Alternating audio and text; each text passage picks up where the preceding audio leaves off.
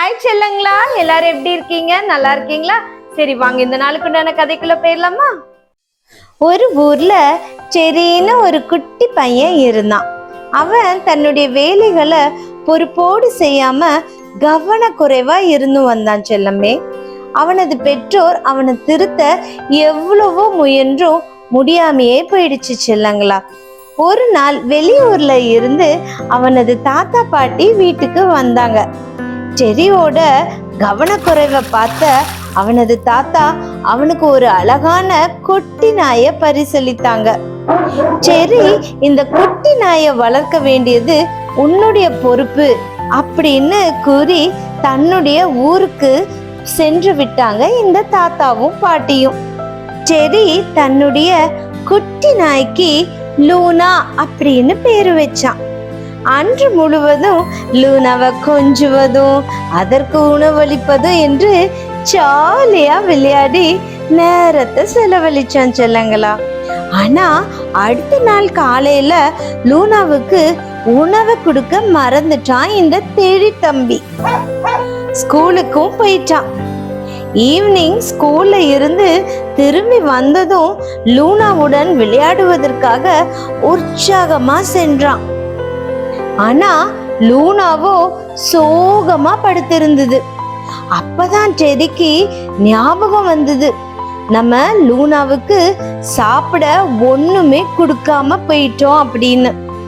தன்னுடைய கவனக்குறைவால தன்னுடைய செல்ல நாய்க்குட்டி நாள் முழுவதும் பசியா வாடியதை நினைத்து ரொம்ப வருத்தப்பட்டான் இந்த டேரி தம்பி.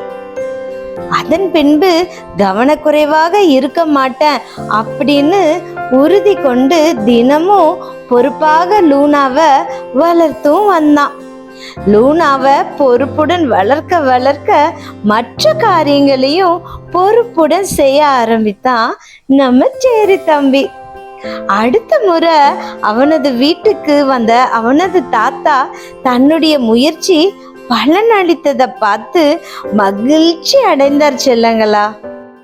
அன்பு செல்லமே, கதையை பார்த்தீங்களா?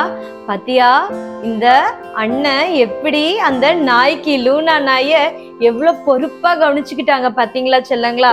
அந்த அண்ணன் எப்படி இருந்தாங்க செல்லங்களா? ஒரு பொறுப்பற்ற தன்மையா இருந்தாங்க. ஆனா அவங்க வீட்டுல அதை யாருமே திட்டாம அந்த அண்ணனை திருத்துறதுக்கு என்ன பண்ணுனாங்க, ஒரு அழகான நாய்க்குட்டிய வாங்கி கொடுத்து அவங்களுடைய அந்த நாய்க்குட்டி செய்யற வேலையெல்லாம் அண்ணனையே செய்ய வச்சாங்க. கடைசியில என்னாச்சு, காலப்போக்குல இந்த அண்ணன் என்ன பண்ணுனாங்க, அவங்களுடைய கேரக்டரு மாறிக்கிட்டே இருந்துச்சு. என் அன்பு செல்லமே, நீ கூட என் அன்பு செல்லங்களா ஒரு சில விஷயங்கள்ல நீங்க ஒழுங்கும் கிரமமா இல்லாம ஏனோ தானன்னு உங்களுடைய வீடுகளை நீங்க வச்சிருக்கீங்களா, இல்ல உங்களுடைய உங்களுக்கு சொந்தமான பொருட்களை அப்படி சிதறி போட்டு வச்சிருக்கீங்களா செல்லங்களா? இன்னைக்கு நீங்க அப்படிப்பட்ட காரியத்தை செய்யாம இருங்க என் அன்பு செல்லமே. ஏன்னா ஏசப்பா எல்லாத்தையும் சகலத்தையும் அதினதின் காலத்துல ஒழுங்கும் கிரமமா செஞ்சிருக்காரு. நம்ம ஏசப்பாவே அப்படி செஞ்சிருக்கும் போது நீங்க எப்படி செஞ்சிருக்கணும், எல்லாத்தையும் கரெக்டா பெர்ஃபெக்ட்டா செய்யணும் இல்லையா என் அன்பு செல்லமே? நம்ம பைபிள்ல கூடயும் சூப்பரான ஒரு வசனம் இருக்கு. என்ன வசனம் தெரியுமா?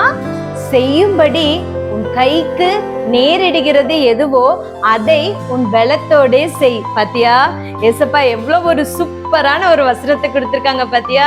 உன்னுடைய கைக்கு என்ன வேலைகள் இருக்கோ அதை நீ எப்படி செய்யணுமா, உன் பலத்தோட செய்யணுமா செல்லங்களா. நம்ம ஏசப்பா எப்படி ஒரு வண்டர்ஃபுல்லான வேர்ட்ஸை கொடுத்திருக்காங்க பாத்தியா செல்லமே. அக்கா கூட சேர்ந்து இந்த வசனத்தை சொல்றீங்களா? வாங்க சொல்லலாம். சொல்லுங்க பாப்போம். செய்யும்படி உன் கைக்கு நேரிடுகிறது எதுவோ அதை உன் பலத்தோட செய்.